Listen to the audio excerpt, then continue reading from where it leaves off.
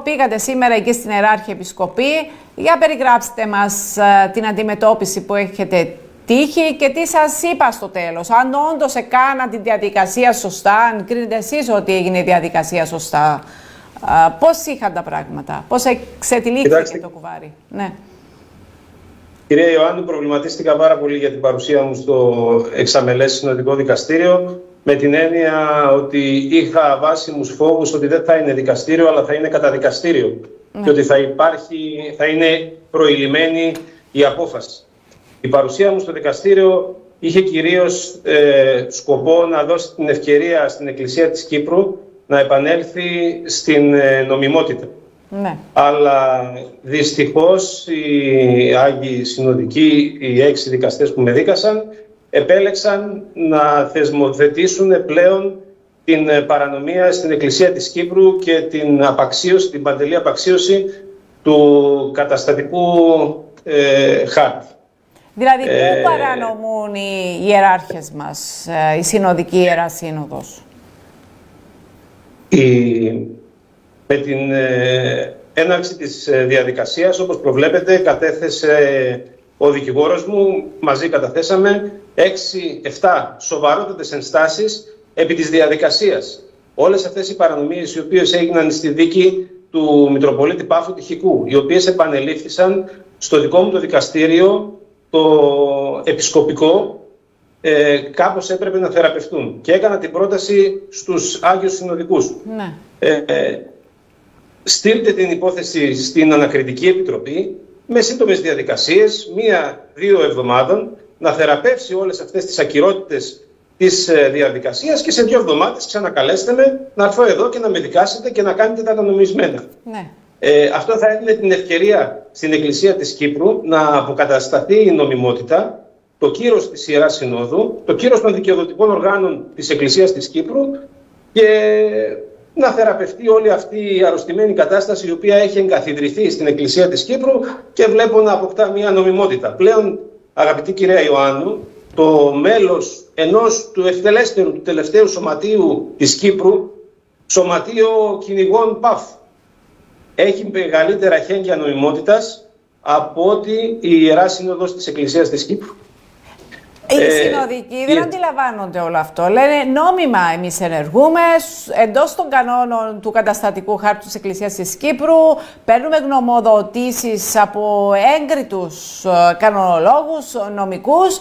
Εμείς προχωράμε και θέλω να δούμε λίγο σήμερα εκεί που πήγατε ενώπιον των 6 ιεραρχών. Πρόεδρος του δικαστηρίου σήμερα ποιος ιεράρχης ήτανε? Ήταν ο Μητροπολίτης Κητίου. Ο Μητροπολίτης Κητίου. Τι σας ρώτησαν εκεί, τι έβαλαν κάτω, τι τους ενόχλησε περισσότερο από εσάς? Θεωρούν ότι έχετε εξυβρίσει τον Αρχιεπίσκοπο Γεώργιο? Θεωρούν... Τι τους ενόχλησε, τι βλέπουν σκοπιμότητα πίσω από το έργο σας? Δηλαδή, 9 μήνες, 10 μήνες στην Πάφο δεν ενοχλήσατε κάποιον. Να τα λέμε και αυτά, να τα παραλαμβάνουμε. Τι τους ενόχλησε σε εσάς? Πριν περάσω στην ουσία της υπόθεσης, να συμπληρώσω και αυτό ότι οι αρχιερείς επικαλέστηκαν ένα άρθρο του καταστατικού, το οποίο λέει ότι τα δικαιοδοτικά όργανα της Εκκλησίας, κατά την άσκηση της εξουσίας τους, δεν είναι υποχρεωμένα να ακολουθούν με αυστηρότητα το δίκαιο των αποδείξεων των εκκλησιαστικών δικαστηρίων. Αυτό επικαλέστηκαν για να δικαιολογήσουν όλες τις παρανομίες της διαδικασίας. Όμως, αυτό αφορά μόνο το δίκαιο των αποδείξεων. Δηλαδή, αν μια μαρτυρία, ένα έγγραφο θα ληφθεί υπόψη. Δεν αφορά όμως όλη τη διαδικασία. Θέλω να γίνει κατανοητό αυτό. Περνώντας τώρα στην ουσία. Με δίκασαν με ένα κατηγορητήριο το οποίο ήταν έολο από την αρχή. Ήταν έολο ως προς τα πραγματικά περιστατικά, αλλά κυρίως ως προς την υπαγωγή των πραγματικών περιστατικών στους ιερούς κανόνες. Ουσιαστικά, απριόρι, οι δικαστές θεωρούσαν ότι όλες μου οι πράξεις είναι αυταπόδεικτα εγκληματικές και δεν χρειάζεται να γίνει καν έρευνα. Μα ποιες πράξεις σας, να πούμε συγκεκριμένα, ποιες πράξεις σας?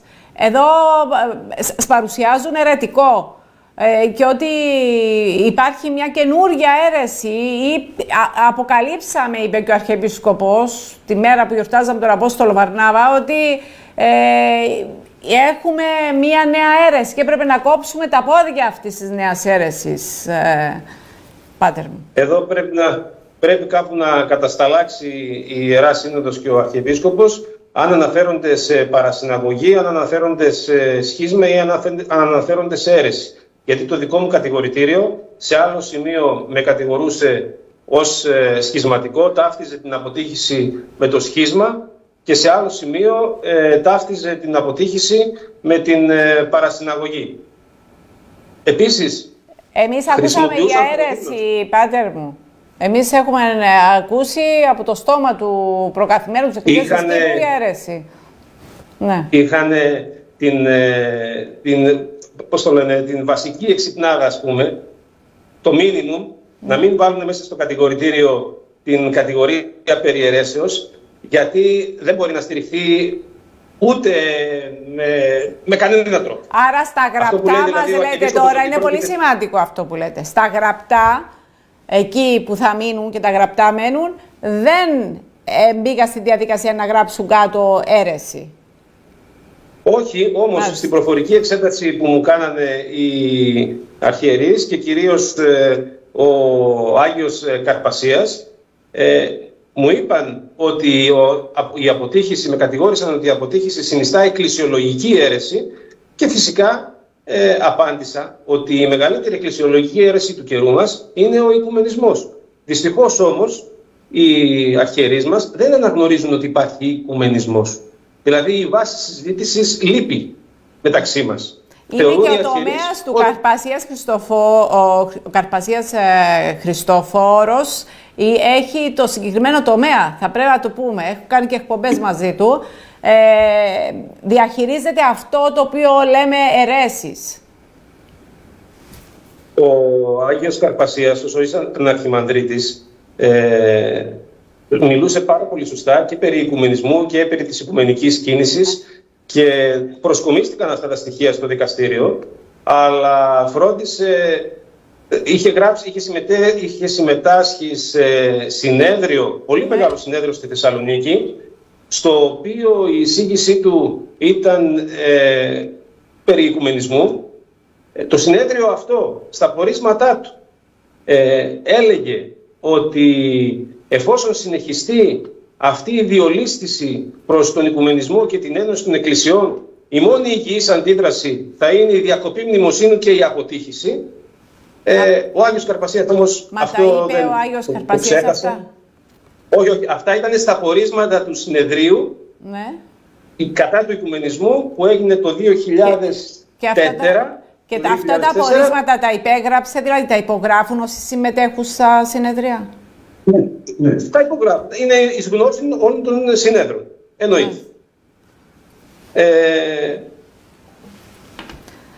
Βγάζω άκρη, Πάτερ μου, εδώ δεν ξέρω πώς θα τα διαχειριστούμε όλα αυτά τα οποία συμβαίνουν. Η Ιερά Σύνοδος δεν μας βοηθά, η Σύνοδος της Εκκλησίας της Κύπρου, και πραγματικά δεν σας ρώτησαν τι κάνουν εκεί στην Εκκλησία της Ελλάδος? Αντιμετωπίζετε το ίδιο ή κάποιοι άλλοι ιερείς αντιμετωπίζουν το ίδιο όπως αντιμετωπίζουν οι ιεράρχες της Κύπρου τέτοιες περιπτώσεις? Επεσήμανα και εγώ αυτή την έλλειψη στο κατηγορητήριο και μάλιστα για να προστατεύσω το κύρος των αρχιερέων, τους ζήτησα να κάνουν σωστή ανάκριση ώστε να προσκομιστεί μέσα στην δικογραφία κάποιο έγγραφο της Εκκλησίας της Ελλάδος που να ονομάζει τους αποτυχισμένους ως σχισματικούς ή ως παρασυνάγωγους. Μία απόφαση δικαστική της Εκκλησίας της Ελλάδος που να ονοματίζει ότι όποιος κάνει αποτύχηση είναι σχισματικός. Δεν υπάρχει, όχι απόφαση δικαστική, δεν υπάρχει ούτε καν ένα διαβιβαστικό έγγραφο από την Εκκλησία της Ελλάδος μέσα στη δικογραφία που να λέει ότι ο τάδε σύλλογος είναι σχισματικός ή είναι ζηλωτικός. Μας έχουν πει ότι για σας την καταγγελία την έκανε ο οικείος Μητροπολίτης στη Θεσσαλονίκη, ο Νεαπόλεως, προς τον Αρχιεπίσκοπο Γεώργιο, με τον οποίο έχει και πολύ καλές σχέσεις, να σας πω, από ό,τι έχουμε μάθει. Ναι. Προφανώς τα έγγραφα της δικογραφίας τα διαβίβασε ο σεβασμιότατος Μητροπολίτης Νεαπόλεως Βαρνάβας, αλλά εγώ δεν είδα μέσα στη δικογραφία ένα διαβιβαστικό του, το οποίο να λέει περί τίνος πρόκειται, ή μια έγγραφη δήλωσή του, ή μια ένορκη κατάθεσή του, όπως θα έπρεπε να είχε γίνει. Δηλαδή μόνο λόγια, στα λόγια λέγονται πολλά, στην πράξη και όσο αφορά τα γραπτά, εκεί στερούμε, γιατί το είδαμε αυτό από πλευράς της Συνόδου της Κύπρου. Στην πράξη, αγαπητή κυρία Ιωάννου, ήταν μια προηλημένη απόφαση και μέσα στα πλαίσια της δικιάς μου της υπεράσπισης ήμουν αναγκασμένος να αποδείξω ότι ο Μητροπολίτης Βαρνάβας, κατά του οποίου έκανα αποτύχηση πριν πάρα πολλά χρόνια, εμφορείται από οικουμενιστικές απόψεις. Και ήρθαν στο δύσκολο σημείο, και τους καταλαβαίνω τους δικαστές στο εξαμελές συνοδικό, να μου λένε ότι εδώ δεν δικάζουμε τον Μητροπολίτη Βαρνάβα. Ναι, όμως εκ του αποτελέσματος, δεχόμενοι να κρίνεται πράξεις οι οποίες δεν γίνανε μέσα στην Κύπρο, γίνανε σε άλλο χώρο, σε άλλη εκκλησία, παρεπιπτόντως αναγκάζεστε εσείς να κρίνετε και τις πράξεις του Αποστόλου του Μητροπολίτη Βαρνάβα. Γιατί πήγατε σε αυτή τη θέση? Πάτερ μου, εσείς κάνατε αποτύχηση. Δεν μνημονεύατε τον οικείο Μητροπολίτη? Φυσικά. Όσο ήμουνα στην Κύπρο, μνημόνευα τον οικείο Μητροπολίτη, τον οποίο τιμώ, αγαπώ και πολίτου. Ναι. Στη Θεσσαλονίκη που πήγατε, που να συνεχίσετε τις σπουδές σας, γιατί και το οικογενειακό σας περιβάλλον είχε αλλάξει τα δεδομένα, λειτουργούσατε, μπαίνατε σε λειτουργία, κάνατε κανονικά λειτουργία? Κοιτάξτε να δείτε, όταν ήμουν στη Θεσσαλονίκη, εκείνο που είναι δεδομένο είναι ότι δεν λειτουργούσα στις Μητροπόλεις Θεσσαλονίκης, Νεαπόλεως και τα λοιπά, όπως είχα υποχρέωση, γιατί κάθε ιερέας πρέπει να πηγαίνει στην Μητρόπολη. Μνημονεύατε όμως και ο Μητροπολίτη εκεί, δεν ξέρω και πόσους Μητροπολίτες έχει. Όχι, δεν μνημόνευα τους οικείους Μητροπολίτες. Άρα κάνατε αποτύχηση. Ναι. Εκεί δεν ήθελα να είχα σχέση με εκείνους τους Μητροπολίτες. Στην Πάφο όμως ερχόμουν τακτικά και λειτουργούσα κανονικά με τον επίσκοπό μου, τον τυχικό, τον οποίον, όπως σας είπα, σεβόμουν. Ναι. Εγώ θα τολμήσω και θα κάνω την ερώτηση, γιατί μου τη στέλνουν, γι' αυτό σας λέω. Αυτό το γνώριζε ο Μητροπολίτης τυχικός? Όχι. Όχι. Ξεκάθαρα. Γιατί δεν... Ναι. Μετά που μαθεύτηκε όλο αυτό, ζήτησε να μιλήσει μαζί σας, να δει τι είναι αυτά τα οποία έχει πληροφορηθεί? Κυρία Ιωάννου, επειδή δεν είμαι ανόητος και καταλαβαίνω την σοβαρότητα της κατάστασης. Όσο καιρό ήμουν στη Θεσσαλονίκη, ήμουν πάρα πολύ προσεκτικός, δεν έδινα δικαιώματα. Με γνωρίζατε εσείς, με γνώριζε κανένας άλλος? Όχι. Δεν με γνώριζε κανένας. Δεν είχα δώσει καμία αφορμή. Γιατί λένε, σας χειροτώνησε και σας έστειλε στους αποτυχισμένους της Θεσσαλονίκης. Μάλιστα. Δεν έδωσα καμία αφορμή, γνωρίζοντας, ας πούμε, ότι θα φέρω σε δύσκολη θέση και τον Μητροπολίτη μου, δεν τον ενημέρωνα, δεν έδωσα καμία αφορμή και περίμενα να περάσει το διάστημα αυτό που θα ήμουν στην Ελλάδα μέχρι να δω ποια θα είναι η οικογενειακή μου κατάσταση, να μπορέσω πίσω να έρθω να εγκατασταθώ στην Κύπρο. Αυτό είπα και στους συνοδικούς σήμερα. Είμαι ενώπιον σας. Δεν το νιώθατε βάρος αυτό όμως που το κρύβατε από το Μητροπολίτη? Κοιτάξτε, ξέρετε, γίνεται όταν έρχονται, είναι στιγμές που υπάρχει σύγκρουση καθηκόντων και συνείδησης. Εντάξει. Ναι. Είναι μια δύσκολη κατάσταση αυτή. Θα προτιμούσα να ήταν τα πράγματα στην Εκκλησία ειρηνικά. Ναι. Θα προτιμούσα να κυριαρχεί η Ορθοδοξία παντού και να μην υπάρχει πρόβλημα να έχουμε σχέσεις με όλους τους Μητροπολίτες. Αλλά αυτή η κατάσταση ήταν εξοργιστική σήμερα. Όταν Άγιοι Αρχιερείς αμφισβητούν ότι υπάρχει αίρεση του οικουμενισμού, είναι θλιβερή αυτή η κατάσταση. Κανονικά θα έπρεπε οι αρχιερείς αυτοί να αφορήσουν μετά θάνατον όλους τους μεγάλους Αγίους του 20ου και του 21ου αιώνα, οι οποίοι μιλήσαν εναντίον του οικουμενισμού. Και είναι πάμπολοι, είναι δεκάδες και είναι αναστήματα, τα οποία τα σπιθαμιαία αναστήματα των σημερινών επισκόπων δεν μπορούν να τα φτάσουν. Ναι, λένε το εξής, ότι εμάς δεν μας έχουν καταδικάσει για δεν ξέρω εγώ τέτοιου είδους εγκλήματα που να δικαιολογούν κάποιον να προχωρεί σε αποτύχηση. Δηλαδή, περιμένουν ότι κάποιος θα πρέπει να τους καταδικάσει ώστε να δικαιολογείται κάτι τέτοιο. Εμείς δεν έχουμε κάνει κάτι όσο αφορά τους καθολικούς και οτιδήποτε άλλο που να δικαιολογεί κάποιον ιερέα ή οποιοδήποτε άλλο να κάνει αποτύχηση. Κυρία Ιωάννου, έχουν κάνει και έχουν παρακάνει. Αλλά το θέμα ποιο είναι? Υπάρχει ποτέ πιθανότητα οι αιρετικοί ή οι αιρετίζοντες να πάρουν το μαστίγιο και να αρχίσουν να αυτομαστιγώνονται? Όταν, όπως αυτό που βίωσα εγώ σήμερα, όλοι οι περισσότεροι συνοδηγοί είναι αναφανδόν υπέρ του οικουμενισμού, υπέρ της οικουμενικής κίνησης και δεν έχουν κανένα πρόβλημα. Είναι δυνατόν να περιμένει κάποιος λογικός άνθρωπος ότι μόνοι τους θα αυτοτιμωρηθούν? Η δικιά μου θα κάνουν σύνοδο και θα αυτοτιμωρηθούν? Η δικιά μου η αποτύχηση, ας πούμε, από τον Γεώργιο, ποιο σκοπό έχει? Έχει σκοπό να γίνει αυτή η συζήτηση που κάνουμε εμείς τώρα. Να γίνει το γεγονός δημόσιο, η καταγγελία δημόσια, να κινηθούν τα πράγματα ώστε να αναγκαστούν οι Άγιοι Αρχιερείς να κάνουν σύνοδο και να καταδικάσουν τις αιρέσεις. Αυτό τους είπα. Με κατηγόρησαν ότι είμαι αντισυνοδικός και ότι κάνω σύνοδο, υποκαθιστώ τη σύνοδο μόνος μου, είμαι στο σωματείο το οποίο ήμουν κάποτε παλιά. Αντιθέτως, σέβομαι και υπολείπτομαι το θεσμό της συνόδου. Είναι ποτέ δυνατόν να διοικηθεί? Σωματείο, γιατί αυτό το σωματείο το έχω ακούω συνεχώς. Το σωματείο ήμουν γενικός γραμματέας του Ορθόδοξου Χριστιανικού Συλλόγου Άγιος Ιωσήφος Ησυχαστής, τον οποίον οι αρχιερείς στο δικόγραφο Εισαγγελέας ονόμαζε ζηλωτικό και σχισματικό. Αυτόν το σχισματικό σύλλογο, σας πληροφορώ κυρία Ιωάννου, το 2001... ο Άγιος ο συγκεκριμένος έκανε αποτύχηση, αντιλαμβάνομαι.